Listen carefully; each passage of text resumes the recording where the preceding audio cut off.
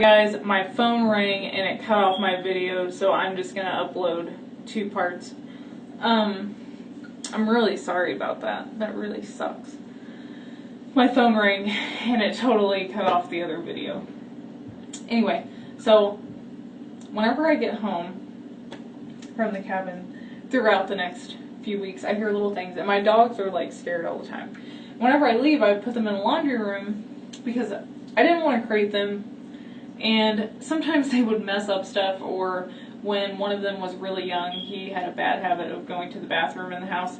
So if I put them in the washroom or the laundry room, it would at least be contained. Hold on. Checking on my animals. They're being awful quiet. So, you know, I was like, whatever, I'm imagining things. Well, one day I'm sitting on the couch, and my ex is in the kitchen, and he's like, quit flicking pennies at me. You know, you like snap pennies. I can never do that. I've tried, and I'm just not meant to do that. And I was like, dude, I'm like, what the hell are you talking about? I'm like, how could I flip pennies? And how the living room was, there was no way I could have flicked a penny without like standing in the doorway of the kitchen. So, and yeah, there's a lot of pennies. I found pennies in the bathtub. One day I walked in the bathroom, and I don't mean like a penny where like if maybe you took off your pants, a penny fell in the bathtub. There's like 50 or 60 pennies. I heard giggling a lot. Like I said, in the washroom, it's where I often heard it, and I quit putting my dogs in there because one day I came home and they came out and they looked like they looked like they'd literally seen a ghost. Elle saw the little girl once. We went back. Somehow I got talked into going back. And we took this one guy with us. I think his name is Gary. I don't know. He's really annoying, and he just kind of conned us into going. And we had some shotguns with us, or rifles. I'm pretty sure it was a shotgun. Anyway, and he was waving it around. Well, it was loaded. And I don't know for sure if the safety was on or not. He probably took it off, and he was waving it around, and I was like, dude, you're being freaking stupid, waving a gun around. And he was like, waved it past me a few times. So Elle breaks out a Ouija board, and I'm gone. I like storm out of the cabin, and one of the other guys comes out and takes me. I don't know if we went back to his house or if he took me to my car and I went home. Anyway, Elle calls me a couple hours later. He's like, you're never going to believe this. And I'm like, alright. So he proceeds to tell me that they're all sitting there using the Ouija board. And a little girl pops up in the window of the cabin. And he said her face, she looked like she'd been waterlogged, like in water for a really long time.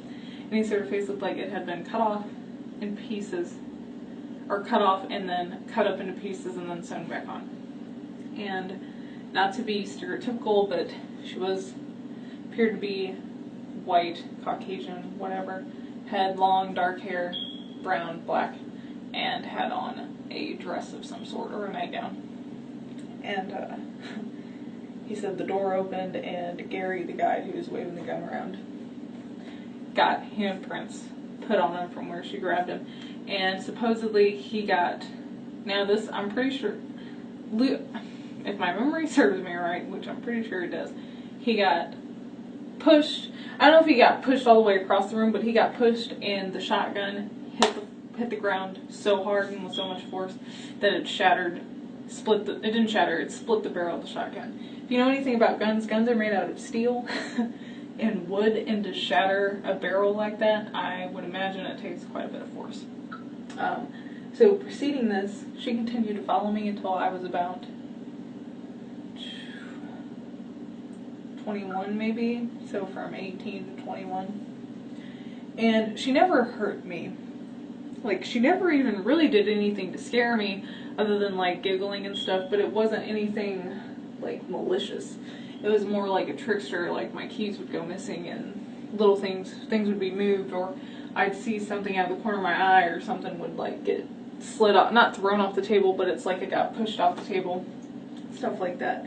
But that's one of my worst experiences. So another reason not only to share this, but I want to say a warning, and I'm not trying to be like motherly or be a douchebag, but whenever you go somewhere and you know it's haunted, or you feel it's haunted, and you're familiar with the paranormal, just be really careful.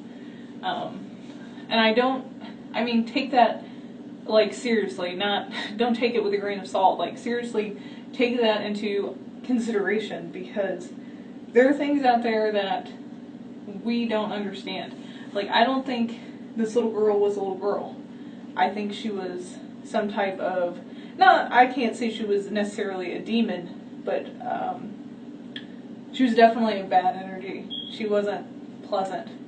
She wasn't just a ghost, I don't think, of a little girl who passed away.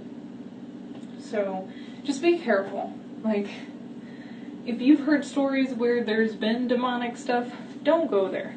I know you really want to experience, and you know what, if you're experienced with that stuff, like if you're a demonologist or you've just dealt with a lot of that, or an exorcist or whatever, then, I mean, go if you're prepared for it. But also be prepared for what's going to happen when you get home. Because stuff can follow you home. Just like a lost dog. You know, it, for whatever reason, sees that you're weak, or maybe you're really a bad person deep down, or maybe you have that evil side that it feels it can bring out. It will follow you home. And, you know, demons are known to be persuasive. So just be careful if you go ghost hunting. But that's one of my top scariest experiences. I'm really sorry that the video cut off. I wish I had a laptop so I could just edit them all together, but unfortunately I have to make it a 2-part video. But that's okay. So if you guys have any questions, whether it's about my narrations, my paranormal experiences, this specific paranormal experience, or if you just have, you know, just a question or you just want to talk to me, you can go message me on Facebook. That's the easiest way to get in touch with me. You can also message me on YouTube and I'll reply. It's just easier for me to use my Facebook page than YouTube. And my Facebook page will be linked down below, but it's just facebook.com/my YouTube name, brains, without that explanation point. So stay spooky, guys, and if you'd like, definitely share your paranormal experiences with me. I'd love to hear them. Bye, guys.